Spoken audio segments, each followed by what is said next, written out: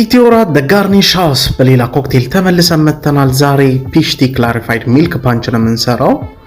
የእውነቴን ነው የምላችሁ ኢትስ ሊትራሊ ቴስት ሰመር ኢን ደ ግላስ የሆነ ድሪንክ ነው። ስፔሻሊ ኔክስት ፕሮግራም ኤኒ ፕሮግራም ያለባችሁ ዩ ሃቭ ቱ ሜክ ኢት ዩ ሃቭ ቱ ትራይ ኢት ኢን ዮር ሆም። ዛሬ የምንጠቀመው ስትሮንግ ኔቪ ጅን ነው። ምክንያቱም አንዳንድ ጊዜ ሚልክ ዋሽ በምናደርግበት ጊዜ ፍሌቨሮቹ እንዳይጠፉ ያግዘናል። ኔክስት ወደ ኮክቴሉ እንሂድ።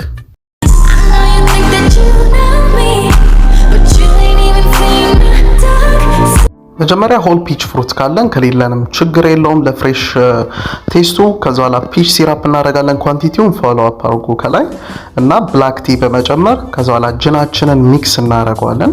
በመቀጠልም ለባላንሱ ለፍሌቨሩ ሌመን ጁስ ካረግን በኋላ ወደ ወተት ውስጥ በመጨመር ክላሪፋይድ እንዲሆን ለ30 ደቂቃ እንተዋለን። ከዛ በኋላ ጋርኒሻችን የሚሆነው ቫኒላ ሚልክ ፎም ነው። ለሱም ወተት ያስፈልገናል። ቫኒላ ሲራፕ እናደርግበታለን።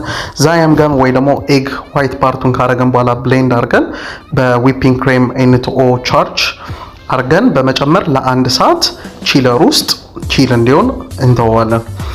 ከዛ በኋላ ክላሪፋይድ የሆነ ኮክቴል ከ30 ደቂቃ በኋላ ደርሷል። በቺስ ክሎዝ ወይ ደግሞ በኖርማል ክሎዝ ወይ በፊልተር ፔፐር እንደዚህ ፊልተር ካረግነው በኋላ ፒውር ክላሪፋይድ የሆነ ኮክቴል ነው ይወጣልን።